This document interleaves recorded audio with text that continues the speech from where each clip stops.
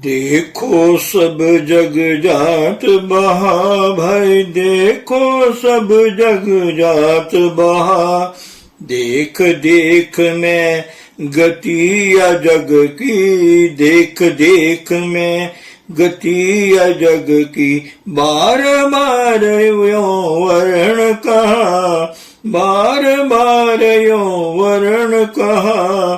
चारों जुग 84 भोगी, अति दुख पाया नरक रहा।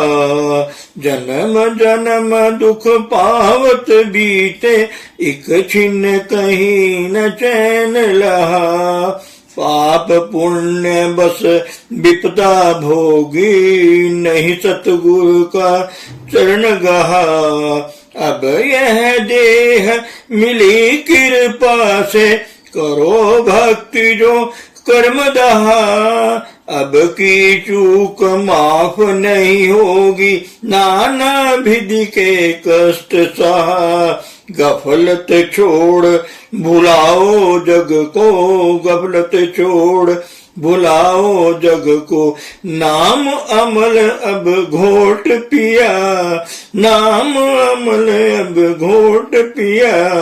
मन से करो गुरु सेवा, राधा स्वामी भेद दिया। मन से डर करो गुरु सेवा, राधा स्वामी भेद दिया। देखो सब जग जात बहा, देखो सब जग जात बहा। गुरु रूप प्यारी सात संगति परम पूज्य परम संत कृपाल सिंह जी महाराज जी भक्ति कैसे फल देती है के बारे में फरमा रहे हैं। प्रभु की भक्ति सर्वप्रथम हमें अपनी रोजी रोटी खून पसीने और ईमानदारी से कमानी चाहिए। हम जाने अनजाने किसी का खून ना निचोड़े, हमारे सारे काम ईमानदारी से होने चाहिए, जिसमें किसी का खून ना निचोड़ा जाए। तुम अपनी आजीविका ईमानदारी से कमाओ, इसी से अपना और अपने परिवार का गुजारा करो। साथ ही साथ इसे जरूरतमंदों के साथ बांट कर खाओ। तुम्हारी कमाई का कुछ भाग दूसरों की भलाई के लिए अवश्य दिया जाना चाहिए।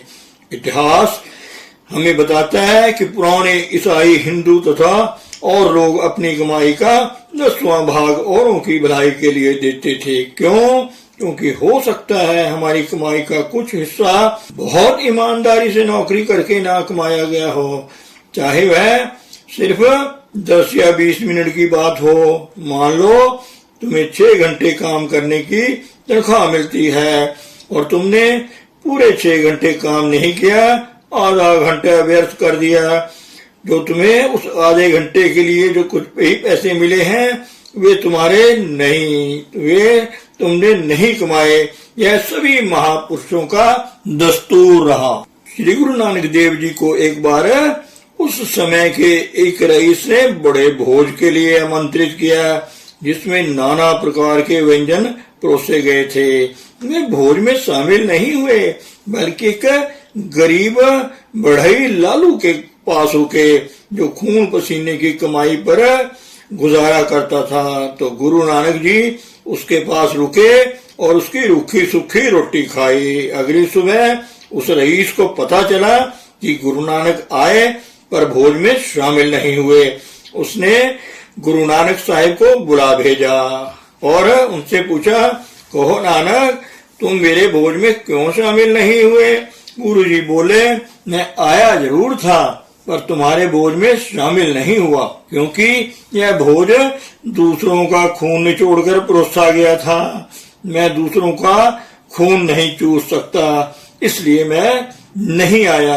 ये सुनकर रईस आग बबूला हो गया। महापुरुष सत्य बोलने से नहीं डरते, ताकि हम समझ सकें कि हम क्या कर रहे हैं। उस रईस ने गुरु साहिब से इस बात का प्रमाण चाहा।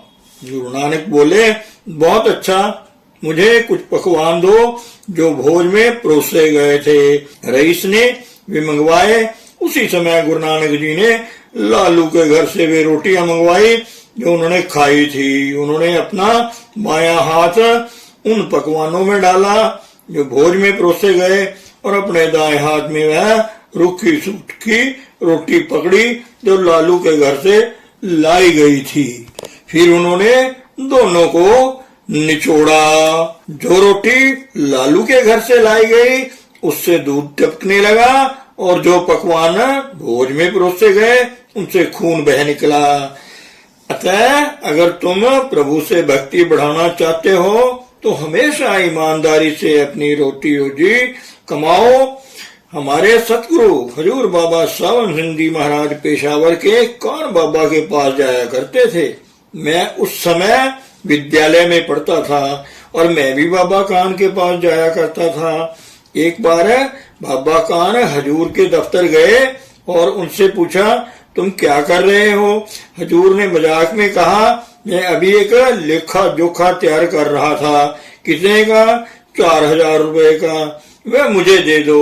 बाबा कान ने कहा, अगर आप चाहो तो मैं 2000 दे दूंगा। हजूर बोले, ऐसा हुआ कि उस इलाके में लड़ाई छिड़ गई और हमारे हजूर को नौकरी के लिए रोक लिया गया। कुछ महीने बाद उन्होंने कोई 2000 रुपए कमा लिए।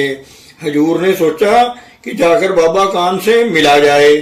पहले वे उनको 10 रुपए दिया करते थे, पर इस बार बाबा कान ने कहा, देखो मुझे इस बार 20 रुपए चाहिए। हजूर बोले, क्या तुम लालची हो गए हो? बिल्कुल नहीं। बाबा कान ने जवाब दिया, मैं ज्यादा रुपए मांग रहा हूँ ताकि तुम्हारी कमाई में से जहर निकल जाए।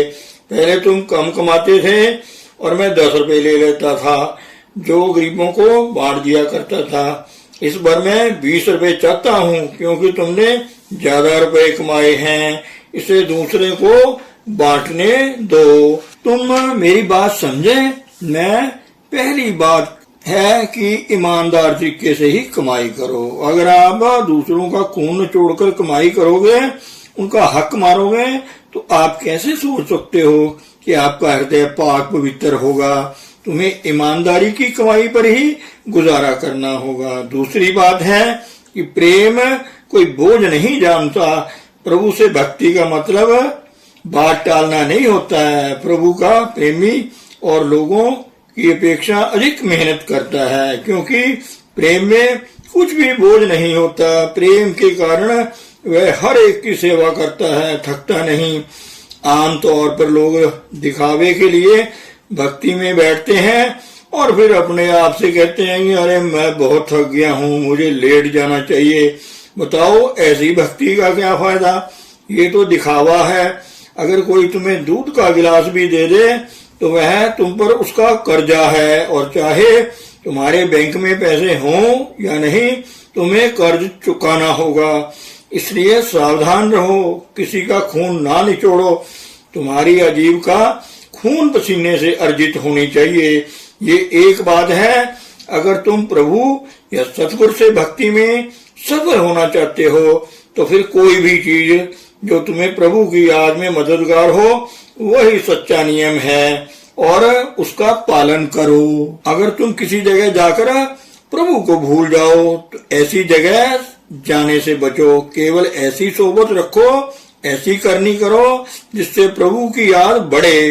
प्रेम दिखावा नहीं जानता, प्रेम बोझ नहीं जानता, प्रेम दूसरों का खून नहीं निचोड़ना चाहेगा। तुम्हें इस हालात में पहुंचना होगा अगर तुम प्रभु की भक्ति में सफल होना चाहते हो। आमतौर पर लोग इन बातों को परवाह नहीं करते। तो पहली चीज, चुस्त बनो। तुम्हें अपने पैरों पर ही खड़ा होना होगा। अपनी रोजी रोटी ईमानदारी से कमाओ। अपना और अपने परिवार का इसी से गुजारा करो और इससे जरूरतमंद भूखे या नंगे को भी दो। अगर आमतौर से सभी देशों में अपनी कमाई का 10वां भाग देने का दस्तूर रहा है।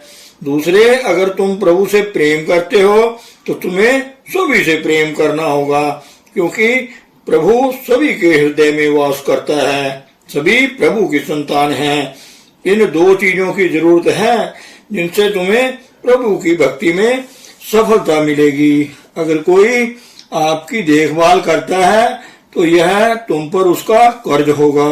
अगर तुम्हारे बैंक में पैसा है तो बहुत अच्छा है, नहीं तो वह आपके हित में नहीं होगा। तो प्रभु की पूजा में सफलता के लिए सबसे पहले ईमानदारी से कमाओ, खून पसीने से कमाओ, उसी से अपना और अपने परिवार का गुजारा करो। सब रीति रिवाज, कर्म कांड और दूसरी चीजें धन्य है अगर उनसे प्रभु प्रेम जागृत हो, या बड़े कोई भी काम, कार्यक्रम या व्यवसाय जिससे प्रभु की याद भूल जाओ, उससे दूर रहना चाहिए। अगर कोई सच्चा खोजी जो तुम्हें दूसरों की कमाई पर रहता है, हमारे सतगुरु के पास आता तो उसे हिदायत दी जाती कि वह रोजाना 6 घंटे भजन करे, 3 घंटे अपने लिए और 3 घंटे अपनी सेवा करने वालों के लिए। कोई भी बिना किसी चीज की चाखे आपकी सेवा नहीं करता। इसलिए हमारे सतगुरु उन लोगों से जो दूसरों की कमाई पर रहते थे, भजन अभ्यास में दुगना समय देने को कहते थे, ताकि वे प्रभु पाने के रास्ते में सफल हो जाएं। एक आदमी सुबह यहाँ आया, वह एक चर्च में पादरी था और मुझसे पूछने लगा कि वे अपना गुजारा कैसे करे। मैंने उससे पूछा, क्या तुम्हें तनख्वाह मिलती है? हाँ, उसने जवाब दिया, पर ज्यादा नहीं। मैंने कहा, अच्छा, अगर तुम किसी का कुछ काम करते हो तो तुम्हें तनख्वाह के अधिकारी हो, पर दूसरों की भेंटों पर ना जियो।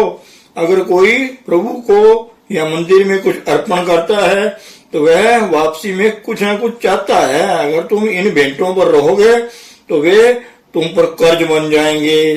तो अपने जीने के तौर तरीके पर बहुत ध्यान रखो। चाहे कोई और नहीं भी देखता कि तुम क्या कर रहे हो, पर प्रभु तो देखता है। तुम्हें अपने सब कर्मों का हिसाब देना होगा। अगर आप इन बातों का अनुसरण करोगे जो आपको आज बताई गई हैं और नियमित सत्य रूप से भजन अभ्यास करोगे तो आप सफल हो जाओगे। धन सतगुरु, धन गुरु रूप प्यारी साध संगत जी।